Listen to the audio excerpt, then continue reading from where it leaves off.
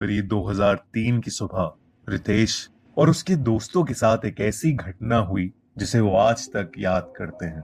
उस समय रितेश सूरत की एक आईटी कंपनी में जॉब कर रहा था। साल 2002 खत्म होने वाला था और न्यू ईयर सेलिब्रेट करने के लिए रितेश ने डूमास बीच जाने का प्लान बनाया। 31st की शाम को वो अपने दो और दोस्तों को लेकर डूमास बीच के पास एक रिजॉर्ट पर पहुंचे, जहां न्यू ईयर की एक पार्टी चल रही थी। रिजॉर्ट के स्टाफ को कुछ पैसे देकर उन्होंने अपने लिए ड्रिंक्स का जुगाड़ भी कर लिया था।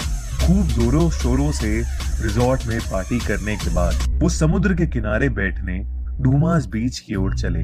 रिजॉर्ट के एक वेटर ने उन्हें रोक के बताया कि डूमास बीच हॉन्टेड है और वहां रात में आत्माएं भटकती हैं, और उनको वहां जाने से मना किया। पर उन तीनों ने उस वेटर की बात नहीं सुनी और डूमास बीच चले गए।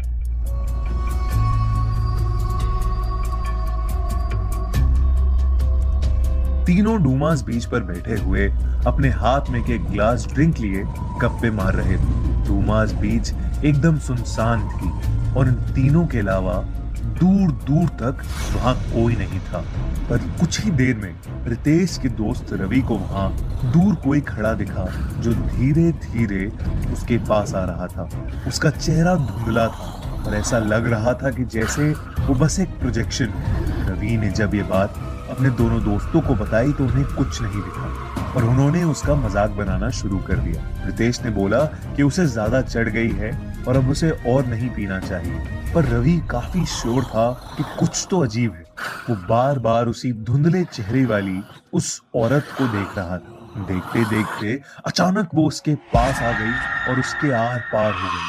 रवि को एकदम से काफी अनईजी लगने लगा और वो चक्कर खा के नीचे बैठ गया। रितेश ने उसे पानी पिलाया, पर रवि की हालत और खराब होती जा रही थी। उसका शरीर गर्म पड़ने लगा और वो ठंड से कपकपाने लगा।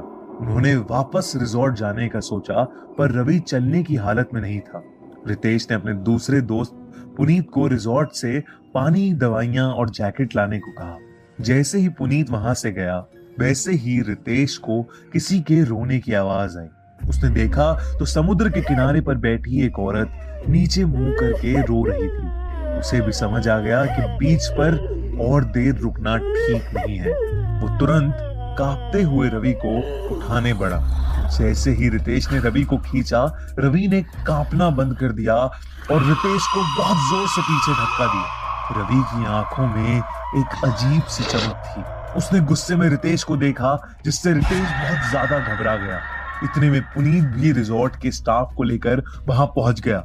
रवि उन सब को देखकर बहुत जोर से गुस्से में चिल्लाया और ये देखकर रिजॉर्ट वालों ने आग जलाकर उसे डराया और बहुत कोशिशों के बाद उसे बांध दिया। वो कुछ देर और चिल्लाया, पर फिर बेहोश होकर नीचे गिर गया। रवि को सुबह सुबह पास के हॉस्पिटल ले जाया गया तो उसे मालूम हुआ कि उसे 107 डिग्री बुखार था। 2 दिन हॉस्पिटल में रह के वो ठीक तो हो गया,